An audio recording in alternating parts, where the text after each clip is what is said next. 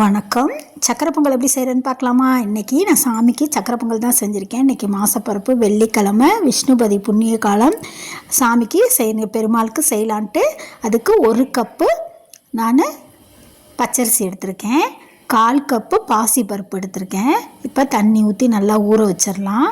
கொஞ்சம் ஒரு அரை மணி நேரம் ஊறினதுக்கப்புறம் அதில் 5 கப்பு தண்ணி எடுத்து குக்கரில் ஊற்றி அரிசி நல்லா கழுவிட்டு நான் அதோட சேர்த்து 4 விசில் வச்சு எடுத்துக்கிறேன்.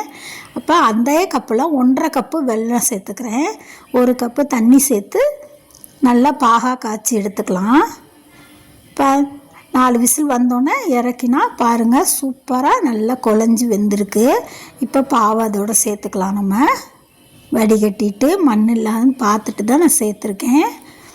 இப்போ நெய் ஊற்றி முந்திரி திராட்சையை பொரித்து அதோடு சேர்த்துக்கலாம். திராட்சை நல்லா பலூன் மாதிரி உப்புனோன்னே சேர்த்து நம்ம கிண்டிக்க வேண்டியதான். இன்னும் கொஞ்சம் நெய் ஊற்றிருக்கேன். ஊற்றி நல்லா கிளறி நம்ம சாமிக்கு கப்பில் எடுத்து வச்சுருக்கேன். சாமிக்கு எடுத்து வச்சு இன்றைக்கி படைக்கிறதுக்கு எடுத்து வச்சுருக்கேன். பாருங்கள், சூப்பர் அண்ட் டேஸ்டியான சக்கரை பொங்கல் ரெடி. நீங்களும் இந்த மாதிரி செஞ்சு சாப்பிட்டு பாருங்கள். சூப்பர் அண்ட் டேஸ்ட்டாக இருக்கும். எங்கள் சேனல் பிடிச்சிருந்தா லைக் பண்ணுங்கள், ஷேர் பண்ணுங்கள், சப்ஸ்கிரைப் பண்ணுங்கள். தேங்க்ஸ் ஃபார் வாட்சிங்.